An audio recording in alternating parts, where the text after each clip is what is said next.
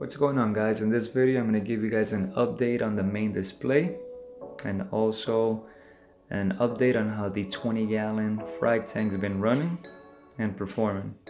And let's start over here by the overflow section. Initially I was manually dosing, finally got around to be able to hook it up to the doser. I run the Camor doser, which has a total of 4 heads. 2 heads dose my main display, and then I was able to use the other 2 to dose the frag tank. One line there is for the calcium, the other one for the alkalinity. I like running it here in this area because there's some water movement. As you guys know, with the alkalinity especially, when it doses, it likes settling at the bottom if there's not any kind of water movement. Water then just flows into that media basket where I just have the filter floss, and then at the bottom a bag of Chemi-Pure to help with the water clarity and phosphates. Then in this area I have this bag of ceramic biomedia that came with the frag tank. I had this bag seating in my sump for about a month to help with the beneficial bacteria. And then recently I got this ATO Micro, which I got in just in time before my family ski trip.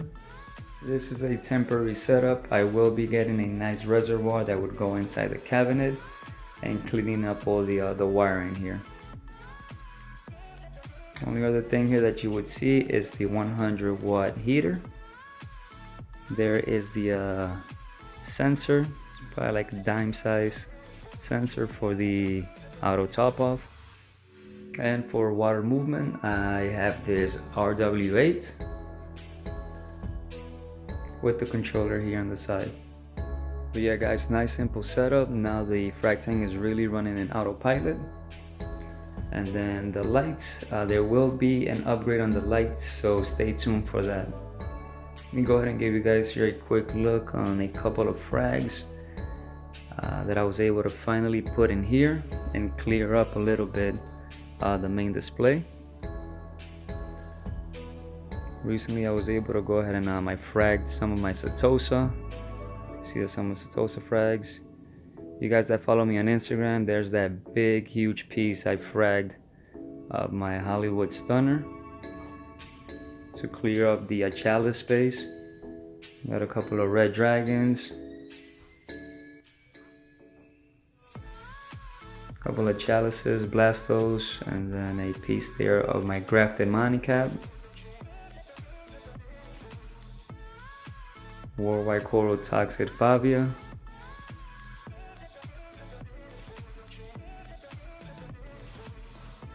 And then back there, as you can see, I was able to get around to open up a huge space in my main display by fragging the Bird of Paradise. There is the spray bar that's connected to the return pump. But yeah guys, it's been running smoothly on autopilot. Now remember, this frag tank is not plumbed to the main display. It's running on its own, which I think one of the main benefits of that, as I sell or add frags to the frag tank, it doesn't mess with my alkalinity or calcium levels in my main display, which I think that's a plus. All right, let me start over here by the Bird of Paradise. If you remember, this guy was huge. He was about a basketball size and was taking up a lot of space and shading a lot of my acros. So what I did was I epoxied an extra piece of rock there to the corner of the initial rock it was on, so I kind of extended out that rock so it can be in that corner there by itself. Really opened up a lot of space for me to move a couple of pieces up here. But not only that, but now that some of my acros here are no longer shaded, I'm getting some beautiful coloration out of them. Take a look here at my Jason Fox Flame. How beautiful it looks now. It's starting to color up nicely. Now that it's no longer being shaded, it used to be brown. Now look at all the green knobs I'm getting from this piece. Really happy with that. Explosion in growth and in coloration. Check out the colors I'm getting out of this guy also. This guy used to be brown. Now if you can see, it has some kind of a nice red brick polyps with like purple, blue, and green. Kind of looks like the Vivid Rainbow. So it's just to show you perfect example on how important lighting is to provide these acros with the perfect amount of lighting. Just by me simply unshading those acros, how quickly in a matter of 2 weeks their coloration improved. You just have to be patient with them, and as I like to say, just let them cook under the lights. You look at this tenuous here. I've been cooking this guy for a couple of months and I'm finally getting some beautiful pinks out of him. And then on this side on the top you can see the ASD Wolverine, which is already starting to encrust on the rock, and the worldwide coral pink flamingo Millie, which is exploding in growth as well. You can see all the white tips there. Down here we have the PC Rainbow, which is looking beautiful. You can see the oranges, greens, and reds on it. This guy I'm probably gonna move down by the green bird nest. I'm gonna move him out of there. And then this is another tenuous that I've been cooking for a while too. You can see the nice green coralites with the pinks starting to come out on this acro as well. Yeah guys, you just gotta be patient with the coral. Just place it down in a spot you want it to grow on. Don't move it. As long as you see good polyp extension and it's healthy and it's encrusting, just leave it alone. Let it cook under the lights. I promise you it would eventually start changing colors. Some acros can even take a couple of months before you start seeing their actual true colors. The tenuouses that I just showed you previously are perfect examples. I've been cooking those for over 2 months, and just now is when I'm starting to see the pinks coming out of them. Check this out guys, I'm not sure what it actually is. I'm pretty sure some type of a sponge. It's growing out in this area here too. It has like a tree-like look to it. It kind of branches out. You can also see it here by the Recordia area. Take a look, the Recordia has taken over that area there and it's already killed 2 of the branches of that Millie there. Worldwide coral slime ball acro also getting huge. Now down here at the right hand corner, you can see the sunset monopora. There was like a good inch there between the overflow and the rock, and it actually bridged out and fused onto the overflow. There you can see both Cephastras, the Jason Fox people eaters at the bottom, and then at the top the jingle bells.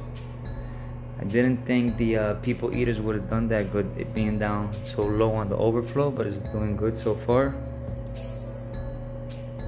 And in the back you can see the sunset Millie.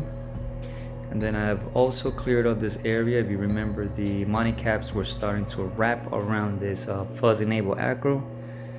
So open up the space here to allow this peach Millie here to grow. You can also see the outer space Jason Fox there encrusting on the rock.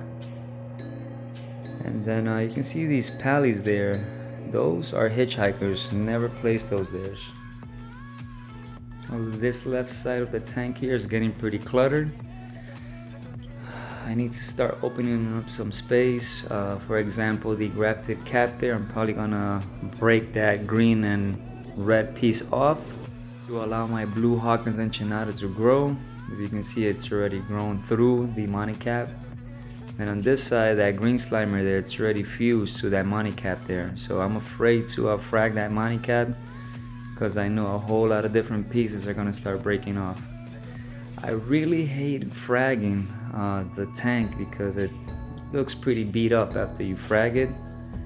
I don't really like the look of it until things start growing around again. But I'm gonna have to figure out to open up some space in this area there. Now, I know I told you guys one of the main reasons to start the frag tank was to remove all the frag racks from the main display tank. But I am still keeping one frag rack in there, and that's to hold my high-end SPS frags. And that's because I still don't trust 100% the frag tank. Maybe not until I upgrade the lighting on it. Let me go ahead and show you here guys a couple of pieces that I have cooking on this frag rack. You're looking here, this is the Pink Floyd. This right here is the Paradise Acro. This is a piece that came out of the 300-gallon display tank from Worldwide Coral where Casper lives. It's a beautiful piece.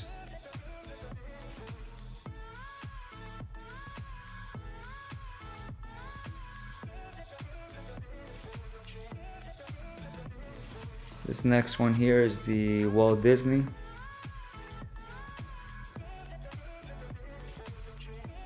can see it has it's bright yellow and starting to show a little bit of pink if you look closely. This one came out of the 900-gallon display tank of Worldwide Coral. This is the Dragon Slayer. Really like this piece. You can see it kind of has like some blue-green tips, red polyps, and like a pink base.